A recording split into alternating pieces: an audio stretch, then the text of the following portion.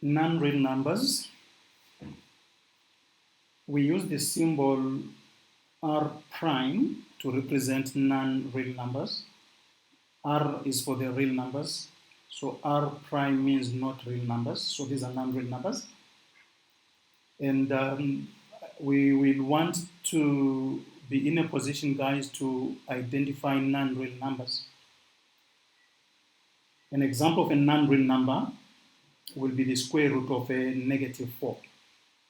If you take your calculator and you calculate the square root of -4 using your calculator will tell you that there is a math error. And you will remember by now that square root of every negative number is actually a math error. We do not get square root of a negative number. So these are non-real numbers. But for the guys that are doing AP maths, the square root of -4 actually is equal to 2i. That is not applicable here in maths. So the square root of a negative number is non-real. So please write that down. Square root of a negative number is non-real.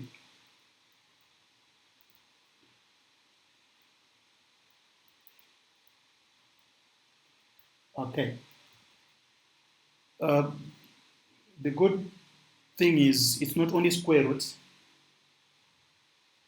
I want you to try, for instance, take a moment, use your calculator for now, and calculate the fourth root of a -4, and maybe the sixth root of a -4. You can change the 4 to any other number if you want. And maybe finally the eighth root of a -4. So I'm picking even roots. Like that one there is a 2 there, which we don't have to write. This is the fourth root of -4. 4 is even. This is the sixth root of -4. That is the eighth root of -4. If you use your calculator, you will discover that all these numbers are actually non-real. So in short, a non-real number is one where the root here is even and the number in there is negative. Okay, please learn that somehow. You should be able to identify non-real numbers. Now, using that thinking now, I want us to apply that knowledge that we have. I want us to find or to determine for which values of x this expression here will be non-real. For which values of x is the square root of x minus 1 non-real? Right, we said earlier on that square root of a negative number is a non-real number. Now this is square root of x minus 1. So this would be non-real if x minus 1 is negative. All right? So if x minus 1 is negative, then the square root of x minus 1 will be non-real. So this is what we write. X minus 1 should be negative in order for that thing to be non-real. And negative means smaller than 0. Any number smaller than 0 is negative, so x minus 1 should be smaller than 0 in order for that expression to be non-real. Now, if you move the -1 to the other side, that will give you x is smaller than 1.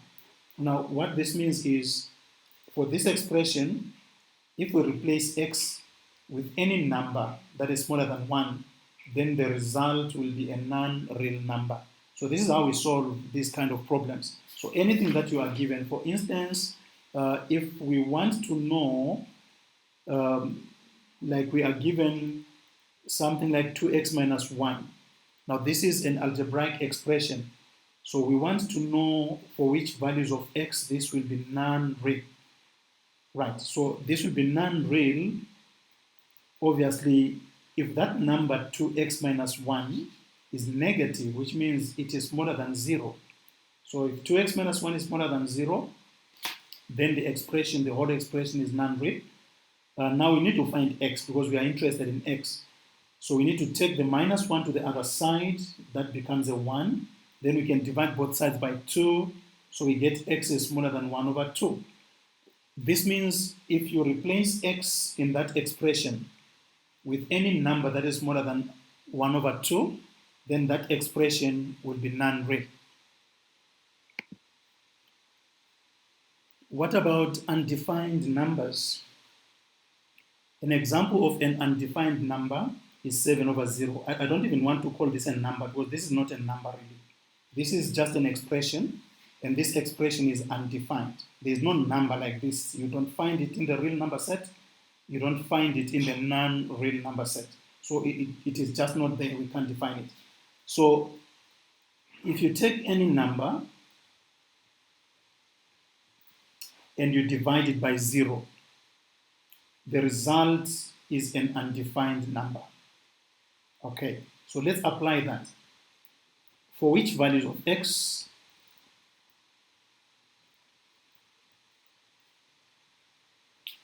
is this expression here, 7 over x minus 1, undefined? All right, you will get questions like this. For which values of x is the expression 7 over x minus 1 undefined? We said there that if the denominator is 0, then the expression is undefined. So the answer, or to answer your question, this will be undefined if x minus 1 is equal to 0, which means if x is equal to 1. Okay, and that will be your answer. I hope you get that. Just take your denominator and put it equal to 0, and then solve that for x. That value of x cannot be replaced into the expression, because if you do that, you will get a denominator that is equal to 0, and therefore the number will be undefined. Okay, here's another type of question that we will be looking at. Between which two consecutive integers does the square root of 63 lie? So the square root of 63 lies between two consecutive integers. And which integers are those? And for part B, we want the cube root of 63. Between which two integers does the cube root of 63 lie? This is what we don't want you to do, guys. I know that for the first question there, you can actually just go square root of 63 is equal to, and press SD. The number there is 7.9 something, and clearly that number lies between 7 and 8. And then you can just tell us that the answer is, the number lies between 7 and 8. But we want to show some bit of process here because this is mathematics and it should be interesting. So this is how I want you to answer these questions. So let's look at A first. Right, so we're looking for the square root of 63. Between which two integers does the square root of 63 lie? Now square roots, the opposite or the inverse of square root is square. So the first thing is, let's take the number 63 itself and think about the two squares, one square smaller than 63 and the other square bigger than 63. And we know that 63 lies between, should be 49 and 64. Right, these are the two squares, these two square numbers. So 63 lies between 49 and 64. You can write it like this. 63 is greater than 49, but smaller than 64. That is how I want you to do it. If 63 is greater than 49, but smaller than 64, then it is the square root of 63 should be greater than the square root of 49, but smaller than the square root of 64. Right. And now the square root of 49 is 7, and the square root of 64 is equal to 8. Right, this method is important because you will get tests, assessments where you need to answer questions like this without using a calculator. I can imagine if you've heard about your NBTs. Those NBT examinations, don't require a calculator. And so you are not going to put the square root of 63 into your calculator to guess the answer. And I just use 63 as an example. So the idea, guys, is you need to know your squares. You need to learn your squares, at least know your squares like from 1 squared up to 12 squared. You need to know that 1 squared is 1, 2 squared is 2, 3 squared is 9, up to 12 squared is 144. You need to know all that. All right. What about the cube root? So if it's cube root now, cube root of 63, we need now to think in terms of cubes. So 63 lies between two cubes. And what cubes are those?